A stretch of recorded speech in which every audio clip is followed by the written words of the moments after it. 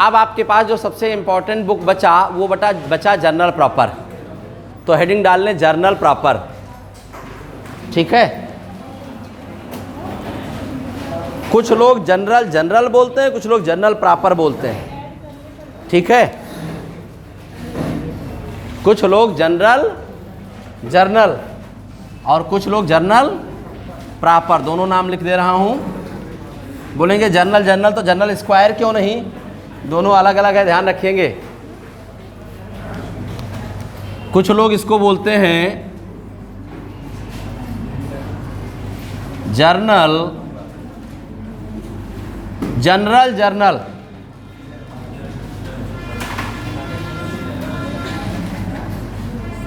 Okay, पहला नाम यह है। दूसरा नाम इसका है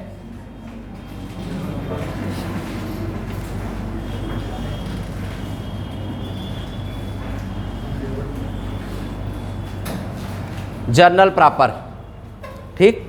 हम लोग जर्नल प्रॉपर ही बोलते हैं, ओके। अब ये क्वेश्चन आया कि इतने सारे बुक्स बना लिए तो अब जर्नल प्रॉपर की क्या ज़रूरत है, क्यों? जब इतने सारे बुक बन गए तो फिर जर्नल प्रॉपर की हमें क्यों ज़रूरत है? कुछ ऐसे ट्रांजैक्शन हैं जो अभी भी बेचारे इस फिराक में हैं कि हमें कुर्सी नहीं दी गई। वो बाहर खड़े हैं उस गुस्साए फूफा की तरह जो बारात में कोई उनको हाल चाल नहीं पूछता है, तो वैसे बेचारे उधर गुस्साए हुए बैठे हैं, ठीक। वो कौन कौन सी चीज़ें हैं? कुछ ऐसे आइटम हैं जिनकी एंट्री अभी नहीं हो पाई, तो जिनकी एंट्री कहीं नहीं होती है जिनको कहीं नहीं जगह मिलता है, बाद में बारात में उनको बस में ठूस दिया जाता है, ठीक है। जाओ तुम उसी में बैठ जाओ, ठीक है। तो ऐसे ही जिनको कहीं नहीं जगह मिलती है उनको जर्नल प्रॉपर में रखा जाता है, ठीक। अब जर्नल प्रॉपर में रखा क्या क्या जाता है? जर्नल प्रॉपर में सबसे पहली चीज़ रखी जाती है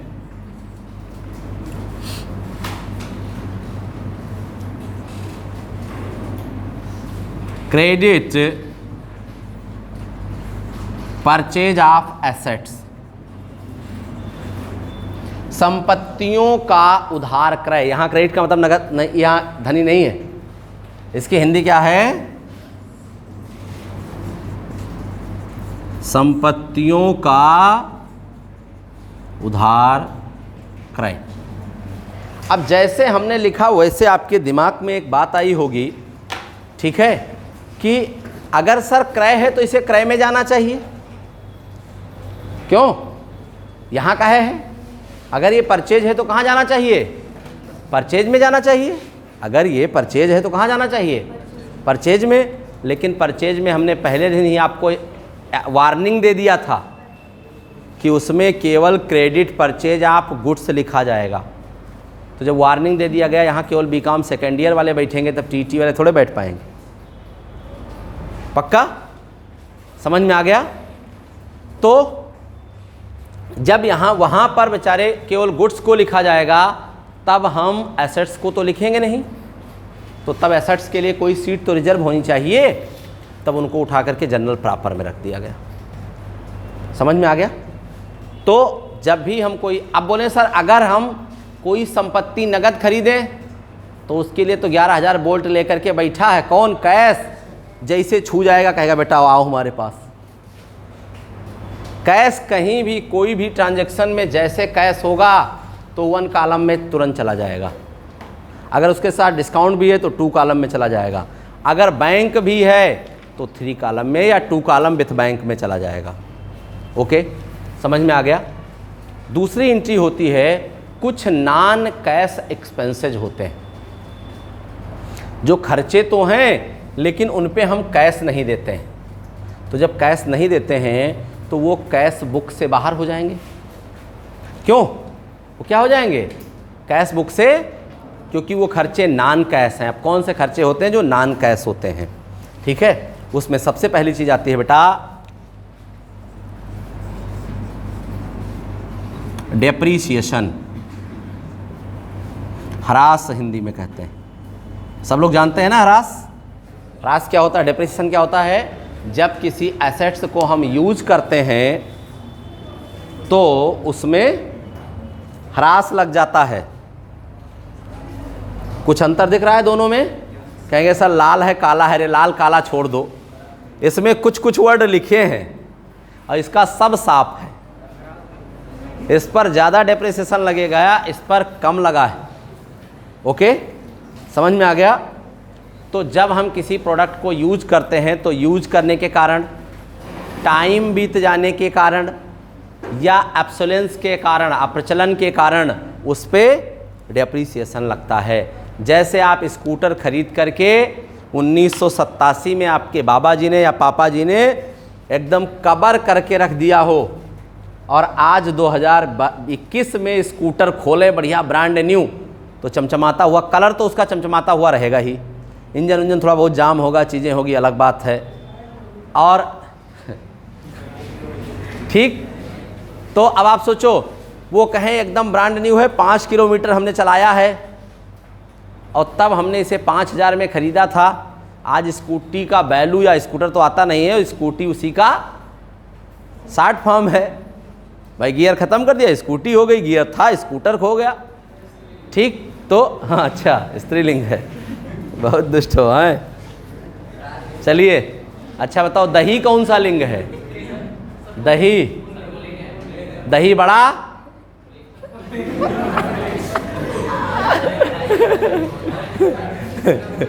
अच्छा, चवन्नी, अठन्नी, चलो कोई बात नहीं, ये एक्चुअली कंपटीशन पढ़ते हैं ना, तो वहाँ हिंदी पढ़ाया जाता है, तो इसलिए क्वेश्चन कर रहे हैं। चलो ओके, ध्यान दें। अबे जाके वहाँ हिंदी वाले टीचर से मत पूछने लगना कि चवन्नी अठन्नी कौन सा लिंग है। चलो ध्यान दो। तो वो स्कूटर बेटा मैं बताना क्या चाहता था कि ऑब्सोलेंस अर्थात अप्रचलन हो जाएगा और आज उसकी वैल्यू कोई 2000 भी नहीं देगा, चाहे वो ब्रांड न्यू हो और चाहे ब्रांड ओल्ड हो। ओके, ऐसे ही कोई आपसे वो चोंगा वाला फ़ोन लेने को कहे, ये वाला, तो केवल सरकारी ऑफिस छोड़ के बाकी अब वो कहीं यूज़ नहीं होता है। हर जगह अब मोबाइल या केवल ऑफिसेस में उसका यूज होता है बस। ठीक है, वॉइस उसकी बड़ी प्यारी आती है कि वायरलेस नहीं होता, वो विथ वायर होता है। ठीक है, तो लेकिन अब वो भारी होता है, वो सिस्टम सब सपोज करो आपको दे दिया जाए, लेके चले तो झोला रखे एक। ठीक है, चलिए, तो डेप्रिसिएशन में क्या है, कैश नहीं लगता, इसलिए डेप्रिसिएशन समझ में आ गया। किसी प्रोडक्ट को यूज करें, किसी का टाइम चला जाए या एक्सीडेंट हो जाए या जब भी किसी प्रोडक्ट की वैल्यू कम हो जाती है, दैट्स कॉल्ड डेप्रिसिएशन। इसको भी यहीं लिखते हैं। तीसरा,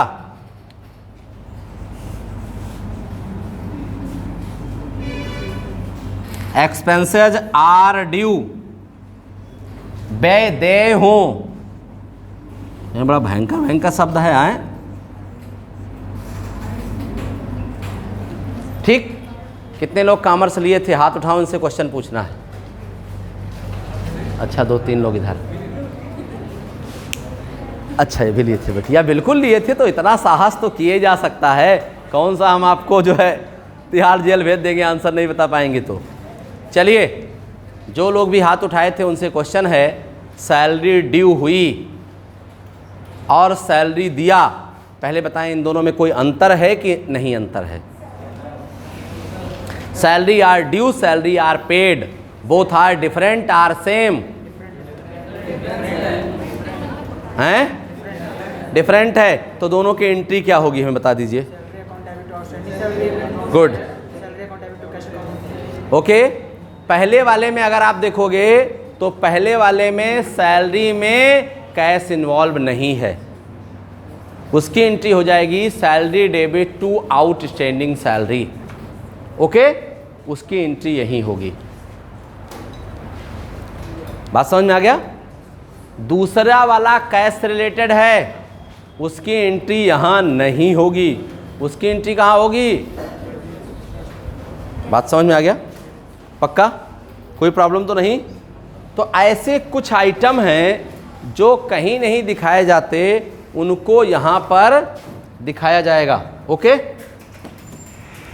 वो जनरल प्रॉपर में लिखे जाएंगे।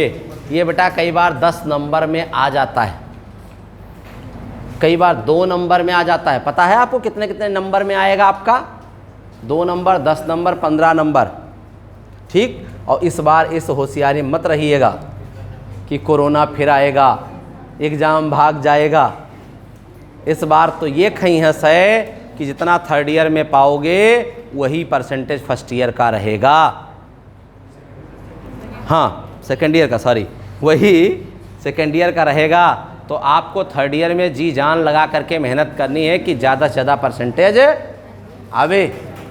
और एक बात और ध्यान रखेंगे कि 4 सब्जेक्ट चुन्नू मुन्नू वाला भी ध्यान रखिएगा, केवल न्यूमेरिकल ही नहीं कि दिन भर जुटे पड़े हैं इनकम टैक्स, ठीक नहीं, मतलब 3 सब्जेक्ट, ये सॉरी 3 सब्जेक्ट, अभी आपके पहले थर्ड ईयर था तो वही दिमाग में चल रहा था, ठीक है, तो इनकम टैक्स निकल गया। 3 सब्जेक्ट न्यूमेरिकल के साथ साथ 3 सब्जेक्ट थ्योरी भी ध्यान रखिएगा, क्योंकि वो भी 100 नंबर का है। उसकी बुक लीजिए, प्रॉपर तरीके से पढ़िए। अभी थोड़ा सा और प्रॉपर, जैसे जिस दिन एडमिशन बंद कर दूंगा उस दिन से थ्योरी का भी लगभग मुश्किल से भी 15 दिन एडमिशन और चलेंगे बस। उसके बाद बैच फुल कर देंगे, एडमिशन बंद हो जाएगा। और उसके बाद में क्या होगा, थ्योरी का भी शेड्यूल जारी हो जाएगा, या नहीं अगर इसमें समय मिल पाएगा तो संडे में आपको थ्योरीज पढ़ाया जाएगा, लेकिन पढ़ाया जाएगा। लेकिन इससे पहले आप कम से कम एक बार सारी थ्योरी की किताबों को पलट लीजिए, कहानी जैसे। पलटने का मतलब बड़े खतरनाक है, ऐसे ऐसे नहीं, यहाँ अर्थ का अनर्थ। साहब आप तो कहते पलट लीजिए, पलटने का अर्थ है एक बार कहानी जैसे आप पूरी किताब को पढ़ जाओ, ओके।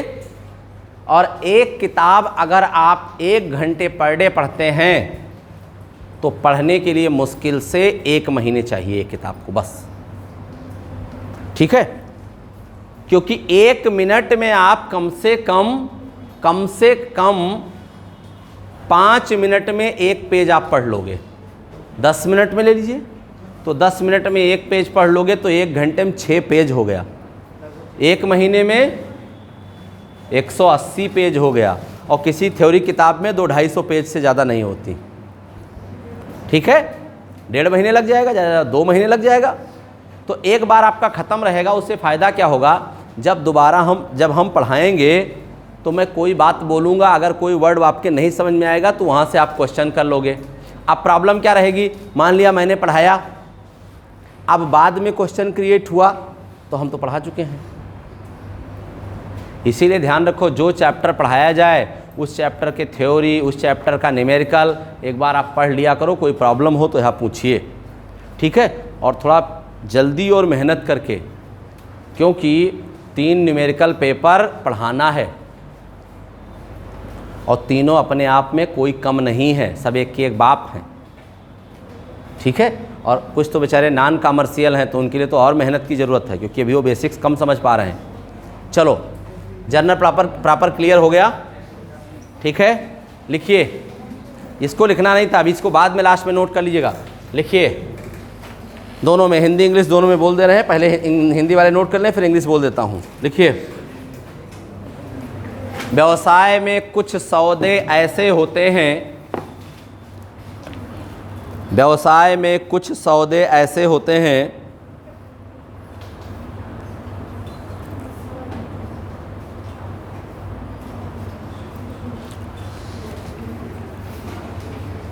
व्यवसाय में कुछ सौदे ऐसे होते हैं जो अन्य किसी पुस्तक में नहीं लिखे जाते, जो अन्य किसी पुस्तक में नहीं लिखे जाते।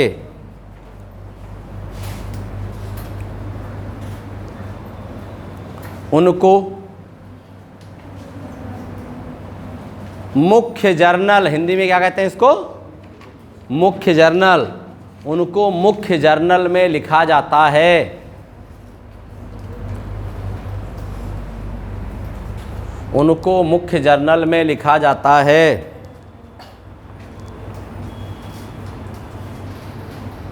और उसके बाद इनको नोट कर लेंगे ऐसे। अभी और कुछ आएंगे तो और बता देंगे आपको, ठीक। लिखिए, journal proper means, journal proper means for the transaction General proper means for the transaction which cannot be entered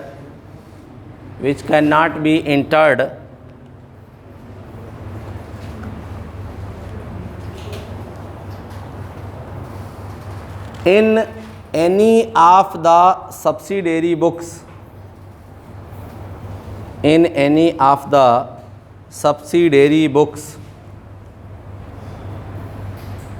of original entry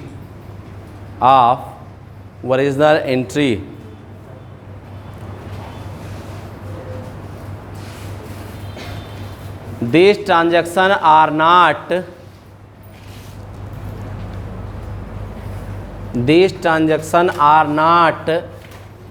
cash related transaction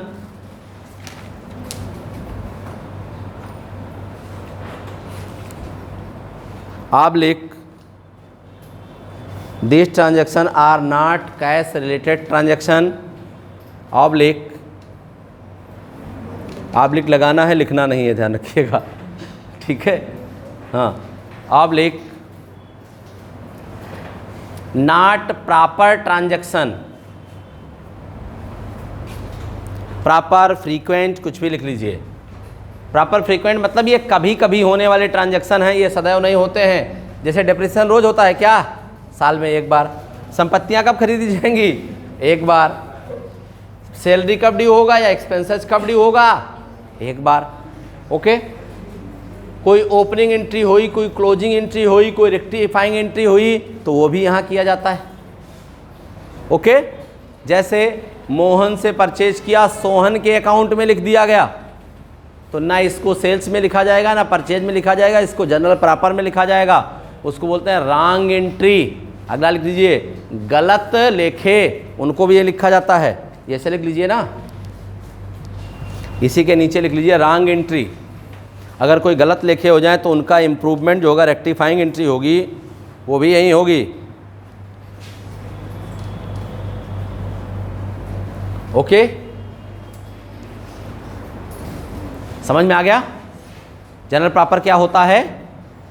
clear. अब अगर मान लिया 10 नंबर में आ जाएगा, इस तरह डेफिनेशन लिख लेंगे, फिर इनके 4-6 एग्जाम्पल आप दे देंगे। टॉपिक डाला 3 एग्जाम्पल, टॉपिक डाला 2 एग्जाम्पल, या डेफिनेशन में 1 ही एग्जाम्पल, टॉपिक डाला 2 example.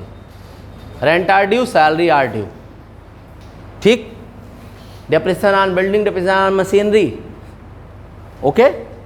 Machinery purchase, furniture purchase, कुछ एसेट्स और दिखा दीजिए। ओके, समझ आ गया? कोई प्रॉब्लम तो नहीं? एक एसेट्स को राइट ऑफ किया जाता है, यहाँ चाहे तो लिख सकते हैं, वो डेप्रिसिएशन का ही पार्ट होता है, एसेट्स को राइट ऑफ करना। राइट ऑफ मीन्स क्या होता है? कुछ एसेट्स ऐसे होते हैं जिनको आप आज परचेज करते हो, उनकी वैल्यू कुछ साल बाद समाप्त हो जाती है।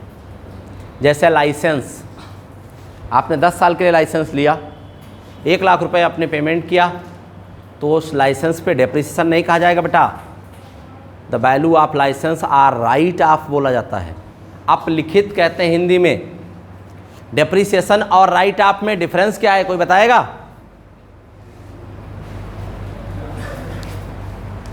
डेप्रिसिएशन में एसेट्स की साइज नहीं घटती है, the size of marker are same. क्यों? The efficiency of marker are reduced in depreciation, but in write off the value of things are reduced. समझ में आ गया? डेप्रिसिएशन में क्या होता है? प्रोडक्ट इतना बड़ा ही रहेगा, बस इसकी एफिशिएंसी कम होती जाएगी और इसका दाम कम होता जाएगा। राइट ऑफ में क्या है? अब इसको हम दबा नहीं सकते, ऐसे समझ लो, ऐसे होता जाएगा। समझ में आ गया? Practical clear? चलो, पक्का? राइट ऑफ और डेप्रिसिएशन में डिफरेंस समझ में आ गया? कई बार आप लोग पढ़ते हो कि इस एसेट्स को राइट ऑफ किया गया, और जनरली एक्सपेंसेज को ही राइट ऑफ किया जाता है, या ऐसे जिनका फिजिकल कोई वैल्यू नहीं होती है। जैसे लाइसेंस दिखता है क्या? कैसा? हाँ, हमने ड्राइविंग लाइसेंस देखा है, ठीक है। उसको छोड़ के मान लिया मैं कोचिंग चलाने का लाइसेंस लेता हूँ, तो केवल सर्टिफिकेट दिखता है, बाकी लाइसेंस नहीं दिखता है। पेटेंट दिखता है क्या? पेटेंट जानते हैं? नहीं जानते हैं। जब कोई टेक्नोलॉजी कोई बनाता है और हम उससे खरीदते हैं तो इसे पेटेंट कहा जाता है। हिंदुस्तान में क्या है?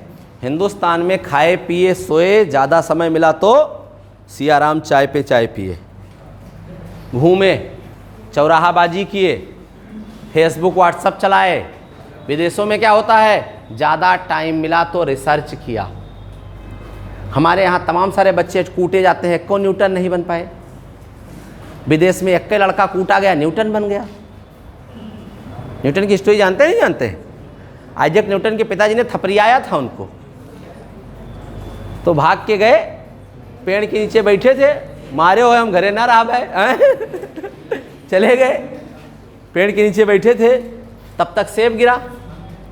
तो क्या न्यूटन के पहले सेब नहीं गिर रहा था, लटके रहता था? लेकिन कोई उस पर ध्यान नहीं दिया। हमारे यहाँ भी एक बंदे ने गुरुत्वाकर्षण का नियम दिया था, लेकिन वो इतना कंसंट्रेटेड फॉर्म में दिया कि लोग उसको समझ ही नहीं पाए। कबीरदास का नाम सुने हो? कबीरदास को लोगों ने धार्मिकता में ले लिया। कबीरदास का एक दोहा है कि जो पाता धरती गिरा, काहे न गया आकाश। कोई पत्ता जब अपने पेड़ से टूटता है तो धरती पे ही क्यों आता है, आकाश में क्यों नहीं चला जाता है? दिस इज द ग्रेविटेशन, यही तो ग्रेविटेशन है। लेकिन उन्होंने इतना उसको क्या किया, उसको धर्म से जोड़ दिया कि जब कोई ईश्वर से टूटता है तो समाप्त हो जाता है। ये उन्होंने ये एक्सप्लेनेशन किया उसका। उन्होंने न्यूटन के पास सेब गिरा तो उन्होंने कहा कि सेब नीचे काहे गिरा, ये ऊपर काहे नहीं चला गया। शुरू हुई उसकी थ्योरी, दे दिया उसने ग्रेविटेशन। हमारे यहाँ बताया कि लोग समय का नेसेसरी यूज करते हैं। विदेशों में लोग अभी लगभग 200 एप्लीकेशन इंडिया ने बंद कर दिया चाइना का। 200 में से एक भी एप्लीकेशन का प्रॉपर रिप्लेसमेंट आया हो तो बताओ।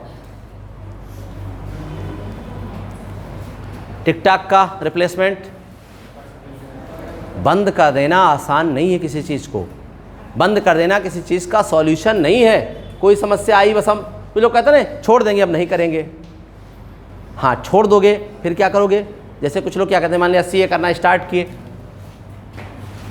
यहाँ से सीए करना स्टार्ट किए, यहाँ पहुँचे, दो पेपर में फेल हो गए, कुछ हो गया, कोई दिक्कत आ गई, घर वाले डांटे, कुछ मूड खराब हुआ, छोड़ो नहीं सीए करेंगे, अब बीए करेंगे।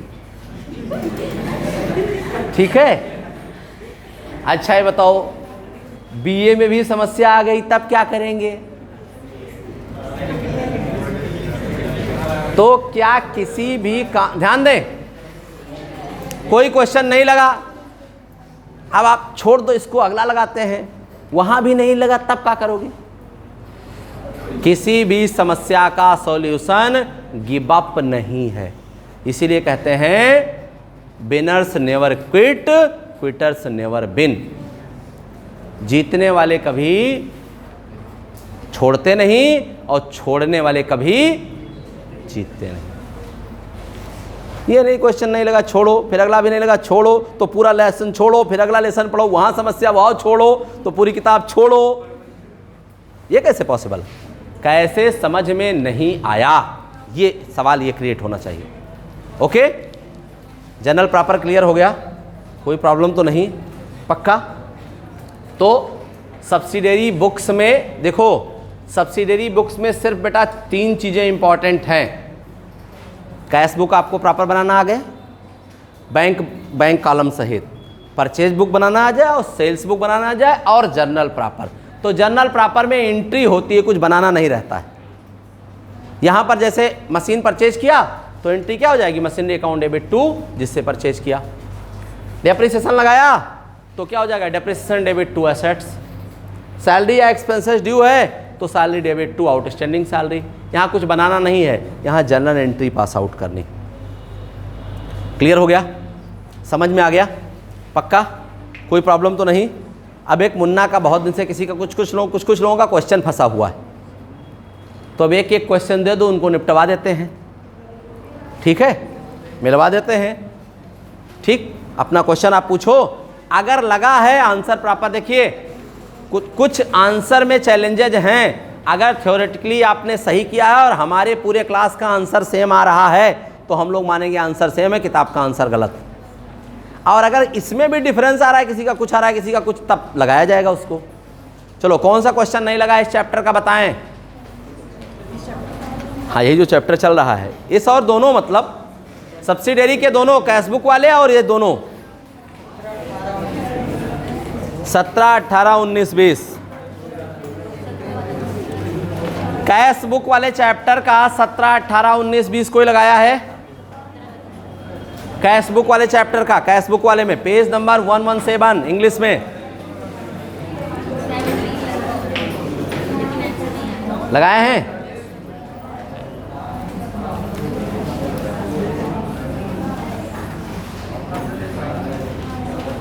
17 आ गया है। चलो 17 नंबर में ध्यान दो, 17 नंबर में बोल दे रहा हूं, जो लगाए हैं वो मैच करा लेंगे और जो नहीं लगाए हैं वो हमको खाली देखें। और क्या करेंगे भाई, नहीं लगाया तो कैसे क्या करोगे? यहाँ लगवाऊंगा नहीं, एक एक क्वेश्चन बताऊं, उनका मैं वीडियो में बोल दे रहा हूं, घर पे लगा लेंगे। सबसे पहले देखिए, कह रहा है बैंक बैलेंस, तो देखो टू बैलेंस बीडी अमाउंट में बैंक में, कैश बैलेंस उसी बीडी में केवल अमाउंट कैश में चढ़ा देंगे बस। फिर अगला है परचेज गुड्स बाई चेक, ध्यान दो, purchase goods by cheque, by purchase amount bank में 12,000, ओके। अगला sold goods for cash, to sales amount cash में 6,000। फिर purchase machinery by cheque, by machinery amount bank में 5,500। Goods sold and received cheque deposited same day bank, तो goods sold है तो क्या हो जाएगा, टू सेल्स अमाउंट बैंक में 4,500।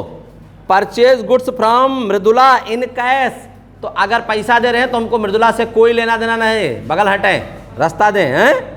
तो बाई क्या हो जाएगा, बाई परचेज अमाउंट कैश में 17,700, 17,400, हाँ 17,400। Purchase stationery by cheque, by stationery amount bank में 1,500। Cheque given to Rohit, by Rohit amount bank में 15,000। Cash withdrawn from bank, cash withdrawn from bank to bank amount cash में, by cash amount bank में, ये किए है ना। अगला rent paid by cheque, by rent amount bank में, salary paid by salary amount cash में, ओके। अब ये सही है, इस पर आंसर आए चाहे भाड़ जाए चाहे उच्छिन्न हो जाए, हैं? हाँ कोई बात नहीं। चलो अगला देखें 18 नंबर, ठीक। कैश इन हैंड और कैश एट बैंक, ये भी कैश इन हैंड वाला बेटा कैश में चढ़ जाएगा और बैंक वाला बैंक में चढ़ जाएगा। अगला cash paid to petty cashier, by petty cashier amount cash में। Received cheque from Priya, Priya से चेक मिला है तो टू प्रिया अमाउंट कैश में, ठीक। अब ये नहीं दिया है कि सेम डे बैंक भेजा गया कि नहीं भेजा गया, अगर कहा जाता सेम डे बैंक भेज दिया था तो अमाउंट बैंक में हो जाता। Cash sale, to sale amount cash में। चेक डिपॉजिटेड इनटू बैंक, अब ये कंट्रा एंट्री होगी क्योंकि चेक को हमने कैश मान लिया था, तो होगा बाई कैश अमाउंट बैंक में, ठीक। नहीं, बाई बैंक अमाउंट कैश में और टू कैश अमाउंट बैंक में, ओके। अगला प्रिया चेक डिपॉजिटेड, नहीं ये कौन, अच्छा वो डिपॉजिटेड टू बैंक तो वही होगा, कोई दिक्कत नहीं।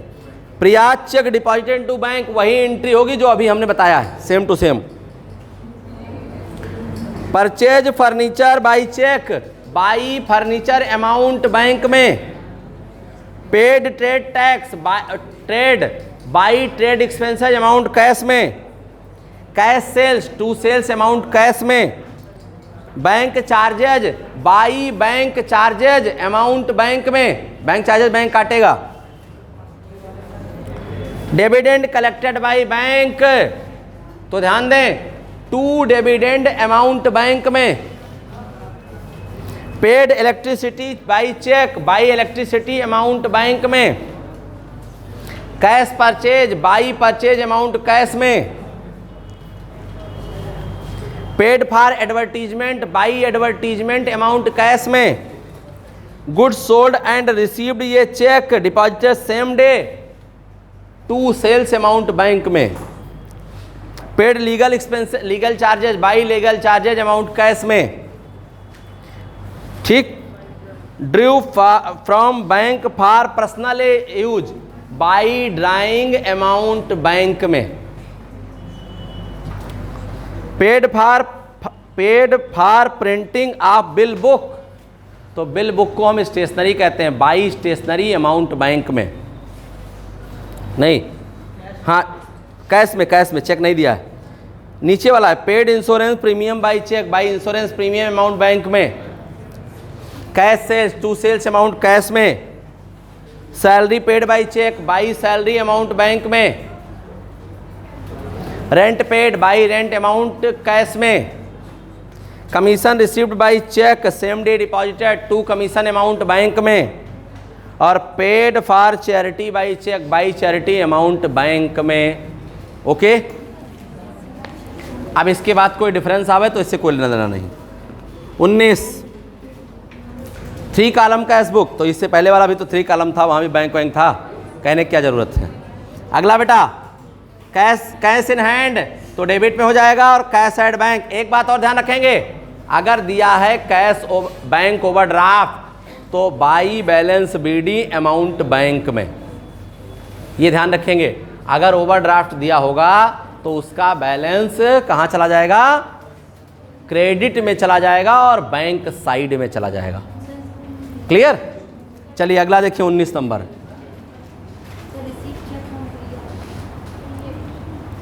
कौन सा पॉइंट बताओ, प्रिया वाला। रिसीव चेक फ्रॉम प्रिया, तो ये हो जाएगा टू प्रिया अमाउंट कैश में। इसलिए जब हमने पढ़ाया है, जब चेक मिलता है तो कैश समझते हैं, एंट्री क्या होगी, कैश अकाउंट डेबिट टू प्रिया, और इसी को जब बैंक भेजेंगे तो बैंक डेबिट टू कैश लिखा जाएगा और इसी की कंट्रा एंट्री पास हो जाएगी। ओके, चलिए और कोई कन्फ्यूजन तो नहीं किसी का जी।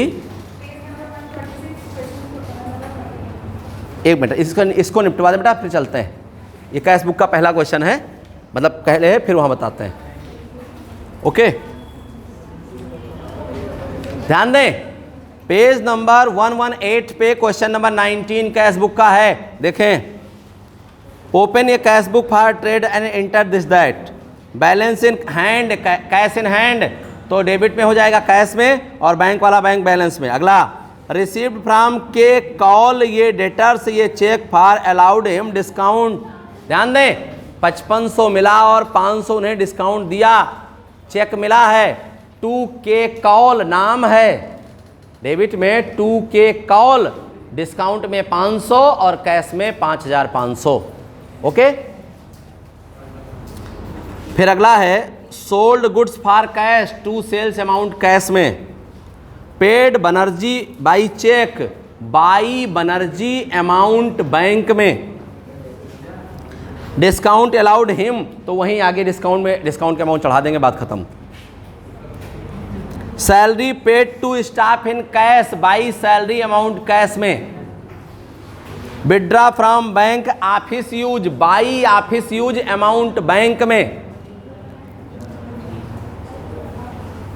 Purchase typewriter and paid by cheque, by typewriter amount bank में।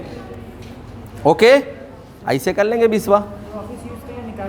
उसे दो तरीके से कर सकते हैं, एक तो कैश निकाला फिर ऑफिस खर्चा किया, तो हम काहे टेंशन पालें, कैश निकालें, कंट्रा एंट्री करें, तब ऑफिस यूज करें, एक बार निपटा दो, बात खत्म। हाँ नहीं नहीं, कंट्रा एंट्री नहीं करेंगे, क्या करने करें। ओके, हाँ बेटा आप बताओ कौन से पे 146 पर इनका एक क्वेश्चन है। एक मिनट बेटा, एक मिनट। क्वेश्चन नंबर 14, ठीक, इसमें कौन सी प्रॉब्लम बिटिया बताओ? आंसर नहीं मैच हो रहा है तो हम बता दें पूरा। चलो पेज नंबर 146 पर सेल्स रिटर्न बुक बनाना है। ओके, तो इसमें कह रहे हैं अच्छा सब बनाना है, सेल्स बनाना है, सेल्स रिटर्न बुक बनाना है, दोनों बनाना है। तो जो सेल्स किया है सेल्स में लिख देंगे और जो रिटर्न आया होगा रिटर्न में लिख देंगे। ओके, चलो कौन सा आंसर नहीं मैच कर रहा है, सेल्स का कि सेल्स रिटर्न का? सेल्स का नहीं मैच कर रहा है। अच्छा एक पहले एक देखा जाए। सेल्स देखो, good sold on credit Messrs Rohit store as per invoice 325, 3 kids book 60 each और 20 एनिमल बुक्स 50 ईच। ध्यान दें, सेल्स बुक में लिखा जाएगा मैसर्स रोहित, उसके नीचे डिटेल हो जाएगा 3 × 60, 30 × 60। तो अब ये तो प्रॉपर लगा करके तब अमाउंट में हम बोल दे रहे हैं, आप चेक कर लीजिए। ओके, जीएसटी वगैरह तो नहीं है, नहीं है। फिर 20 एनिमल बुक गुणा कर देंगे 50 से, दोनों जोड़ के बाहर लिख देंगे। फिर good sold credit mister Meera, तो मीरा स्टोर वाला ये 100 × 12 और 50 × 50। लेकिन इन दोनों में दोनों को जोड़कर इसका 5% डिस्काउंट भी माइनस करेंगे, तब फाइनल अमाउंट में अमाउंट लिखेंगे। फिर good sold on mega stationery, तो मेगा स्टेशनरी का तीनों लिख लेंगे गुणा करके, ठीक।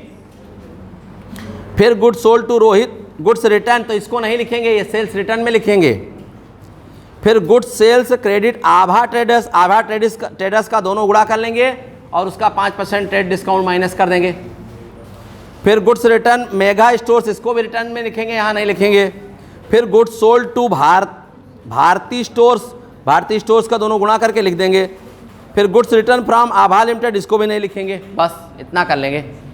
इतना किए हैं, आंसर नहीं आ रहा है तो आंसर गलत होगा। ओके, जो रिटर्न आया है उसको रिटर्न भी ऐसे ही लिख लेंगे, कोई दिक्कत नहीं। और बताइए, लग जाएगा पक्का? अब तो कोई प्रॉब्लम नहीं है किसी को। तो सब्सिडरी बुक्स में 4 कौन कौन से तैयार करने हैं आपको? Cash book, purchase book, sales book और तो हम लोगों ने बेटा जर्नल पढ़ा, सब्सिडरी आप बुक्स पढ़ा और उसके बाद अब क्या पढ़ेंगे? अब हेडिंग डालें लेजर, खाता बही। लिखा लेडजर जाता है, बोला लेजर जाता है।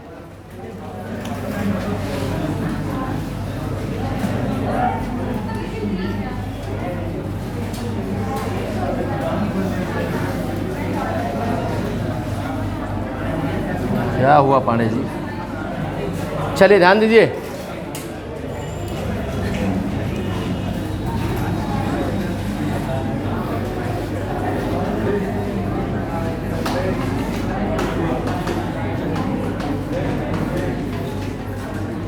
लेजर, ओके, चलो बेटा। जब कोई बिजनेसमैन, लिखना नहीं है, समझिए, जब कोई बिजनेसमैन ना जर्नल रखता है ना सब डिवीज़न ऑफ जर्नल रखता है या सब्सिडरी बुक्स रखता है, या कभी कभी जर्नल के बाद में, जर्नल में क्या होता है, जैसे मान लिया जिस दिन कार्यक्रम हुआ था उस दिन सारे बच्चे एक साथ बैठे थे, तो समझ लो जर्नल थे, क्या थे। फिर अभी क्या क्लास चल रहा है तो सारे बच्चों का क्लास और कुछ बच्चे बैठे ही नहीं थे, ठीक है। चलिए तो ध्यान दें, देखिए तो आज क्या है, सारे बच्चों का क्लास अलग अलग चलता है, क्यों? पक्का? तो सारे बच्चों का क्लास अलग अलग चलता है, तो ये क्या है, ये लेजर है। उस दिन क्या था, यानी जब सारी एंट्री हम एक साथ रखें तो जर्नल, जब एक व्यक्ति से रिलेटेड एक अकाउंट बना दें, उससे रिलेटेड सारा मैटर वहीं पर हम कर दें, तो उसे हम क्या बोलेंगे, उसे हम लेजर के नाम से जानते हैं। किस नाम से जानते हैं? उसे हम लेजर के नाम से जानते हैं। ओके, और अगर आप कोई बुक ना रखो, सीधे आप लेजर रख सकते हो। आज के डेट में बहुत सारे लोग ऐसे हैं जो मार्केट में सीधे लेजर रखते हैं। ना वो जर्नल रखते हैं ना सब डिवीज़न आप जर्नल रखते हैं, सीधे लेजर अकाउंट सीधे बनाया, उसी में पोस्टिंग कर दिया। अब आपको करना क्या है, अब आपको 3 चीज़ें मार्केट से परचेज करनी है मैनुअल वर्किंग के लिए। ठीक, कंप्यूटराइज तो मैं आपको नहीं सिखा सकता, मैं सिखवा दूंगा क्योंकि अपने पास सिस्टम नहीं है प्रैक्टिकल करने के लिए, लेकिन मैनुअल मैं आपको सिखा दूंगा। ठीक, तो अब आपके पास 3 टूल्स होना चाहिए। पहला टूल्स होना चाहिए डे बुक, और ये बहुत महंगा नहीं लेंगे, 50 रुपये से अधिक का नहीं होना चाहिए। पतला सा एक डे बुक आप ले लेंगे, ओके। दूसरा ले लेंगे आप कैश बुक, ये भी 50 रुपये से ज़्यादा का नहीं होना चाहिए, नहीं तो मार्केट में 50 रुपये से लेके 500 रुपये तक कैश बुक अवेलेबल है, और दुकानदार को क्या बेचना है, आपने कैश बुक दो 200 रुपये कैश बुक दे दिया। अब आप अभी प्रैक्टिकल करना चाहते हो तो आपको पता भी नहीं कितने का है, 40-40, 30-30, 20-20 रुपये के सब आते हैं, केवल प्रैक्टिकल करना है, आप ले लीजिएगा। और तीसरा ले लेंगे, ठीक, ये तीनों आप ले लीजिएगा मार्केट से, ये भी 40-50 रुपये का आता है। किसी भी, ध्यान दें, किसी भी स्टेशनरी के दुकान पे चले जाएंगे, उनसे बोलेंगे और उनसे बोल दीजिएगा कि तीनों मिलाकर में 50-50 रुपये से महंगा ना हो, उनके यहाँ नहीं होगा तो किसी दूसरे के यहाँ ले लीजिएगा, ठीक है। और ये तीनों टूल्स कल से आपके पास बैग में होना चाहिए, क्योंकि प्रैक्टिकल, जिनको प्रैक्टिकल करना है, जिनको नहीं करना चाहिए उनके पास कुछ ना हो, वो कॉपी भी लेकर ना हम ऐसे बैठे और हमारी फीस जमा कर दें, बात खत्म। ठीक, लेकिन होना चाहिए। प्रैक्टिकल कैसे करोगे, दूसरा ने अच्छा तू लाया है, लाओ देखें, यहाँ होता ना, अच्छा बुक लाए हो, लाओ हमको दे दो, और बेचारा निठल्ला बैठा। चलो, होता क्या है, मैंने कई बार आपको इस बात को के लिए बताया है, हम लोग कहाँ खर्चा करना है। इनकम के मामले पर पता है कि हिंदुस्तान किस नंबर पे है, 32वें, और खर्चे के मामले में पता है हिंदुस्तान किस नंबर पे है, 4थे। आप दूसरे को छोड़ दिए, अपना ले लीजिए। खर्चे का तरीका होना चाहिए नेसेसिटीज, कंफर्टेबिलिटी एंड लग्जरीज। हम लोग क्या करते हैं, लग्जरीज, कंफर्टेबिलिटी और नेसेसिटीज। पहले बुक नहीं, पहले मोबाइल। कहेंगे साहब आप ही तो कहते हैं, आप एप्लीकेशन में पढ़ाते हैं, ठीक है। कई बार तो ऐसे खतरनाक हमने क्लास में आपको बताया है कि 17,000 की मोबाइल लिए हैं, फीस देने के लिए बता रहे हैं हम सर गरीब हैं। अब ऐसी गरीबी हो तो ईश्वर सबको ऐसी गरीबी दे, ठीक है। तो आपके पास में टूल्स ये तीनों होने चाहिए, तीनों टूल्स होगा। मैं प्रैक्टिकल आपको करा दूंगा, क्योंकि आज भी बेस यही है। आप कंप्यूटर भी लोगे तो बेस यही रहेगा। अच्छा ये बताओ, जनरल एंट्री का बेस बदल जाएगा क्या? भाई जिस अकाउंट को डेबिट करना है उसको डेबिट करेंगे, जिसको क्रेडिट करना है क्रेडिट, तरीका अलग अलग हो सकता है, ठीक। भाई कपड़ा सब लोग पहने हैं, ये बेसिक्स है। अब कोई टी शर्ट पहने, कोई शर्ट पहने है, कोई हाफ पहने, कोई फुल पहने, लेकिन पहने ये क्या है, कपड़ा एक बेसिक्स है। ऐसे जनरल एंट्री एक बेसिक्स है, चाहे मैनुअल करो चाहे कंप्यूटराइज करो। ओके, बात समझ में आ गया? तो ये तीनों टूल्स होना चाहिए, नोट कर लिए हैं? हाँ, अगर आप प्रैक्टिकल करना चाहते हो तो। नहीं करना चाहते हो तो 150 रुपये नहीं खर्चा करेंगे, पानी में चला जाएगा आपका, ठीक। नोट कर लीजिए। कल इसको और मिलेगा कहाँ, 2-3 की दुकान हम आपको बता देते हैं। आदम गोंडवी मैदान आपने देखा, उसके सामने कई दुकानें हैं, वहाँ ले लीजिएगा। कहीं भी स्टेशनरी की दुकान होगी अगर, तो उसके पास ये ज़रूर होगा। स्टेशनरी समझते हैं ना, किताब कापी पेन, इसकी दुकान पे आप चले जाएंगे तो आपको मिल जाएगा।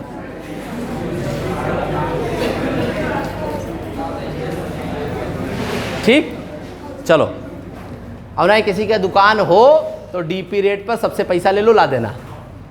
हाँ भाई, उसका बिजनेस हो जाएगा, क्लियर, किसी को लाना नहीं पड़ेगा। चलो ध्यान दो।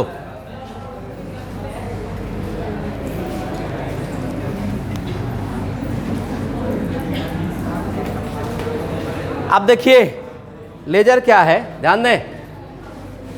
लेजर क्या है, इसको एक वर्ड है लाइग्रैंड वायर, उससे डिफाइन किया गया है। लाइग्रैंड वायर का मतलब है एक महान पुस्तक। इसको लेखे की प्रधान पुस्तक भी कहा जाता है, मेन बुक ऑफ अकाउंटिंग इसी को कहा जाता है। बिजनेस में जर्नल रखना और सब डिवीजन रखना, सब डिवीजन या सब्सिडरी बुक्स रखना लीगली कंपलसरी नहीं है, लेकिन लेजर रखना लीगली कंपलसरी है। दूसरा अच्छा क्या होता है, इसको एक समझने के लिए एग्जांपल आप ऐसे समझ लो कि मान लिया मैं 6 पेपर का पर डे एक एक पेज आपको देता हूं, तो आप क्या करोगे, वो पेज कुछ ऐसे उठा करके रखते चले जाओगे। ठीक, अब आपसे कहा जाए कि कास्ट अकाउंट का निकालिए, ध्यान दें, कास्ट अकाउंट का निकालिए पेज, तो आप क्या करोगे, मान लिया 100 पेज है, 6 सब्जेक्ट हैं, तो कम से कम 16-17 पेज पलटोगे तब एक सब्जेक्ट का आएगा। उससे अच्छा क्या है, कास्ट अकाउंट के सारे पेज को एक स्टेपलर कर दिया, फाइनेंशियल अकाउंटिंग के पेज को स्टेपलर कर दिया। This is the ledger. दिन भर में आपने 100 जर्नल एंट्री करी, तो 100 जर्नल एंट्री 100 लोगों से रिलेटेड नहीं होगा, बहुत ज़्यादा रिलेटेड होगा तो 10 लोगों से रिलेटेड होगा, तो 10 एंट्री उठा के 10 लोगों के खाते में पोस्टिंग कर दिया, बात खत्म। इसका फ़ायदा क्या मिलेगा, मान लिया रमेश पैसा देना चाहते हैं, उन्होंने रिकॉर्ड नहीं रखा है, वैसे तो रिकॉर्ड सब रखते हैं। रमेश ने फ़ोन मिलाया कि सेठ जी बताओ हमको कितना पैसा पेमेंट करना है। अब सेठ जी के सामने कस्टमर भी है, अब वो जनरल एंट्री खोज रहे हैं रमेश को कहाँ बेचा। कस्टमर कहता है लक साबुन दो, अरे रुको भैया,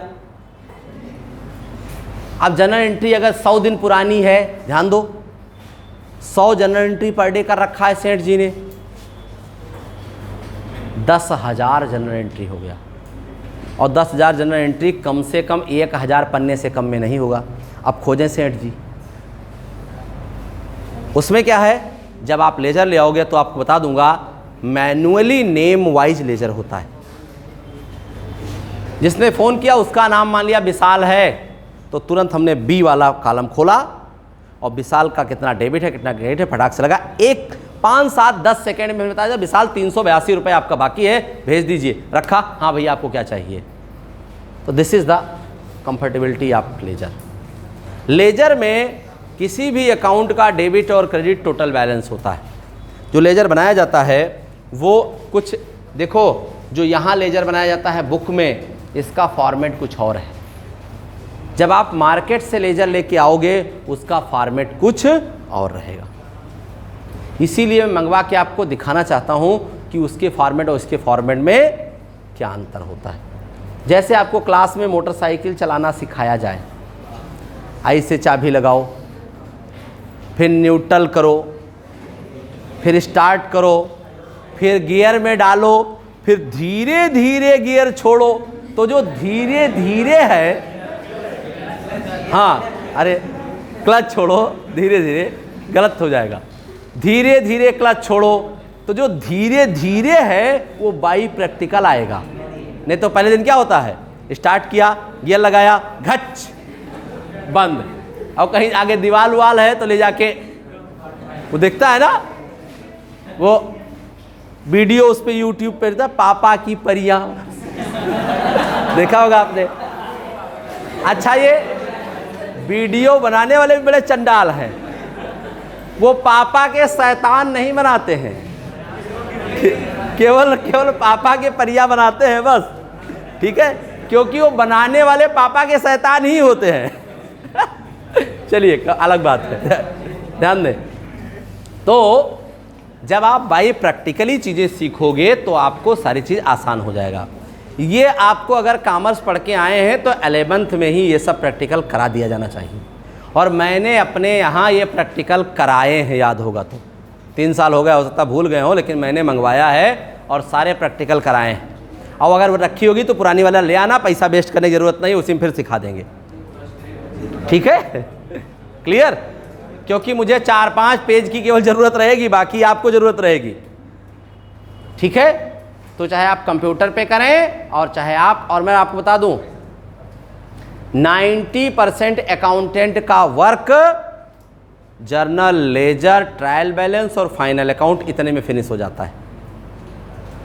इतने काम एक अकाउंटेंट को करना, या तो जीएसटी फाइल करना है, और जीएसटी फाइल प्रॉपर आपको करवा देंगे। ठीक है, चलिए। तो लेजर में क्या होता है, लेजर का फॉर्मेट यहाँ क्या होता है जो हम लोग पढ़ते पढ़ाते हैं वो कैसे होता है, देखिए।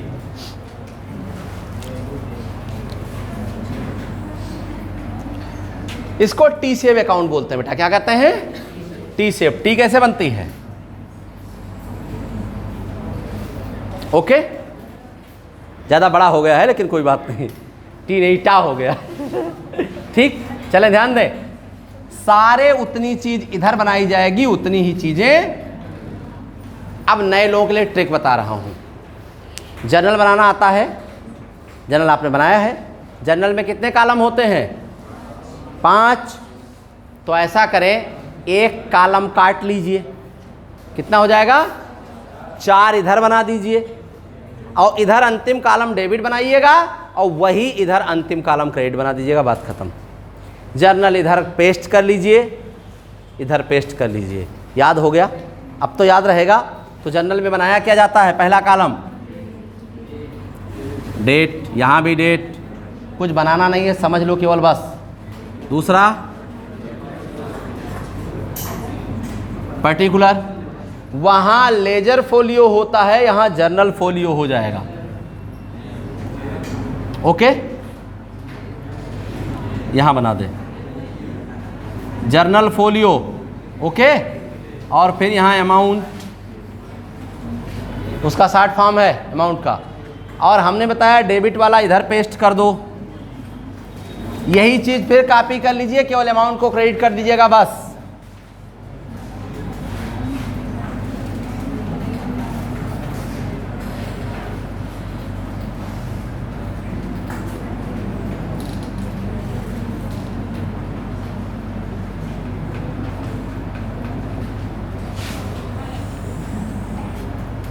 ओके, ये बन गया आपका लेजर। लेकिन ध्यान रखना बेटा, मार्केट में ऐसा लेजर ना तो कंप्यूटर में आपको मिलेगा और ना तो मैनुअल मिलेगा। सिर्फ कॉपी में बनाने के लिए ऐसा लेजर सिर्फ आपको मिलेगा। वहाँ अंतर क्या रहेगा वो बता दूँ आपको, ठीक। अंतर ये रहेगा, वहाँ डेट का एक ही कॉलम रहेगा, पर्टिकुलर का एक ही कॉलम रहेगा, और अमाउंट जो रहेगा डेबिट, क्रेडिट और बैलेंस, ये चीज़ें मिल जाएगी। यहाँ बैलेंस हम CD BD इधर लिख करके निकालते हैं, वहाँ उसी के आगे डेबिट क्रेडिट करके बैलेंस निकाल दिया जाता है, ओके। तो उसकी पोस्टिंग आपको प्रॉपर बतानी पड़ेगी, इसीलिए मंगवा रहा हूँ, कल आप लोग ले आइएगा, ठीक, पक्का समझ में आ गया। तो लेजर हम कैसे बनाते हैं, लेजर फॉर्मेट क्लियर हो गया। अब लेजर में 2 तरीके की पोस्टिंग होती है, एक तो फ्रेश पोस्टिंग होती है। फ्रेश पोस्टिंग का मतलब ये हो गया कि कोई एंट्री ना हुई हो और पोस्टिंग हो, और दूसरी पोस्टिंग होती है अकाउंट का बैलेंस दिया हुआ हो, ठीक। तो दोनों पोस्टिंग हम आपको, इसमें एंट्री करने को पोस्टिंग बोलते हैं, क्या कहते हैं, पोस्टिंग बोलते हैं। इसमें एंट्री कैसे करेंगे ध्यान दीजिए। इसमें 2 तरीके जनरल एंट्री कर सकते हैं, पोस्टिंग कर सकते हैं। एक तो जनरल एंट्री करिए और पोस्टिंग करिए, यानी जर्नल फिर लेजर करिए। इसीलिए लोग बोलते हैं जर्नल, लेजर, ट्रायल बैलेंस, बीच में सब्सिडियरी बुक्स को खा जाते हैं, क्योंकि उसकी बहुत ज़्यादा ज़रूरत, क्योंकि दोनों चीज़ें हैं, या तो जर्नल होगा या तो सब्सिडियरी बुक्स होगा, दोनों कोई नहीं रखता है। इसीलिए आपने देखा होगा दोनों में लेजर फोलियो लिखा जाता है, जर्नल में भी लेजर फोलियो लिखा जाता है और सब्सिडियरी बुक्स में भी लेजर फोलियो लिखा जाता है, ओके, समझ में आ गया। तो अब यहाँ पोस्टिंग कैसे होगी देखा जाए। देखो पोस्टिंग कैसे होती बेटा, जैसे जनरल एंट्री मान लिया दिया हुआ है,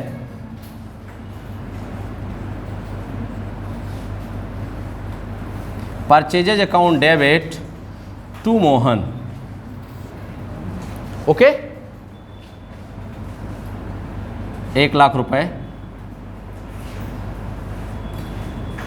1 लाख रुपए, ठीक। अब हम जब लेजर ओपन करेंगे तो या तो हम परचेज का लेजर ओपन करेंगे या तो मोहन का ओपन करेंगे, पक्का। तो मान लिया हम पहले परचेज का आपको बता देते हैं, परचेजेज अकाउंट, ओके, या यहाँ लिखेंगे तो परचेज अकाउंट लिख दीजिए, बात खत्म, ठीक। देखिए अब ये परचेज का यहाँ नेम प्लेट लग गया, तो परचेज का ये घर हो गया। परचेज का की 2 सिचुएशन है, एक गरीबी वाला घर, एक अमीरी वाला घर। डेबिट साइड को हम गरीबी वाला घर कहते हैं और क्रेडिट साइड को हम अमीरी वाला घर कहते हैं। ठीक। अब अगर परचेज डेबिट होगा, यानी अगर मान लिया आपका कोई दोस्त अपने किसी टूटे फुटे रूम में बैठा है और आपको दिखावा नहीं करना चाहता है, तो आओ यार बैठो, ऐसे होता नहीं होता है, तो वहीं फटे टूटे सोफे पे आपको बैठा देगा। कुछ लोग दिखावा करना चाहते हैं, ड्राइंग रूम क्यों बनाया जाता है, अच्छे से सजा के रखो, बाकी घर चाहे जैसा हो। तो वो चुप्पे उठेगा, दरवाजा मत खोला, रुको दरवाजा मत खोला, चद्दर उद्दर सही कर लो, सब चीज़ें कर लो। अब ड्राइंग रूम में बैठ जाएंगे, अब दरवाज़ा खोलो, बनावटीपन वाला। ठीक है, चलिए। तो अगर परचेज क्रेडिट होगा तो दूसरे को कहाँ बैठाएगा, क्रेडिट में। ओके। अगर ध्यान दो, अगर एंट्री में कोई भी अकाउंट डेबिट है तो दूसरे को वो क्या करेगा, अपने डेबिट में ले जाएगा। और अगर कोई भी अकाउंट क्रेडिट है तो दूसरे को वो खराब आदमी है तो आपको आदत कैसे सिखाएगा। कोयले के साथ रहोगे तो आप कैसे रहोगे, सफ़ेद हो जाओगे ना, काले हो जाएंगे। और हीरा के साथ रहोगे तो, बात समझ में आया, अपने ना फोड़ दो। ठीक है, कहने का मतलब अगर कोई अकाउंट डेबिट है तो दूसरा अकाउंट उसके डेबिट में लिखा जाएगा। पक्का।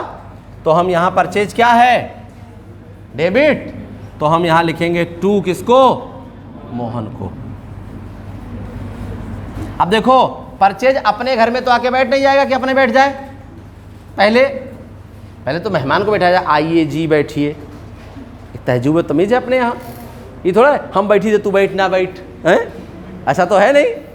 तो क्या हो जाएगा, परचेज डेबिट है तो इनको कहाँ ले जाएगा, डेबिट में। ओके। अब अगर हम मोहन का अकाउंट बनावें तो मोहन क्या है, क्रेडिट है। मोहन क्या है, क्रेडिट है। तो मोहन को परचेज को मोहन कहाँ ले जाएंगे,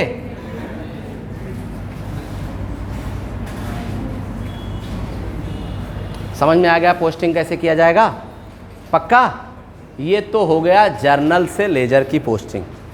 तो अब आपको काम क्या करना है, जितना हमने जर्नल बनवाया है उसमें एक अकाउंट से रिलेटेड चीज़ों की पोस्टिंग करेंगे आप। ठीक। कल मैं आपको इसके आगे सिखाऊंगा कि अगर डायरेक्ट लेजर करना हो तो सीधे लेजर पोस्टिंग आप कैसे कर लोगे। ओके। आपका कोई क्वेश्चन हो तो पूछो। हाँ जी, सब बताऊंगा बेटा, किसका क्या रहेगा, किसको बोलते हैं, किसको ओपनिंग होगा, कौन क्लोजिंग होगा, सब बताएंगे आपको धीरे धीरे।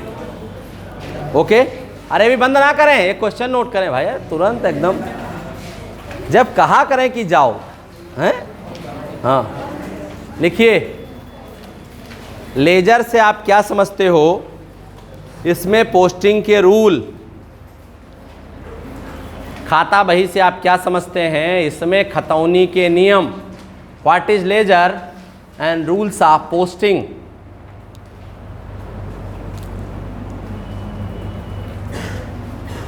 What is ledger and rules of posting. ये लिख करके नोट्स बना लेंगे। ठीक है, पक्का। ये क्वेश्चन आता है, पूछा जाता है 10 नंबर में बोर्ड में, यूनिवर्सिटीज़ में। ओके। हाँ, अब जाइए।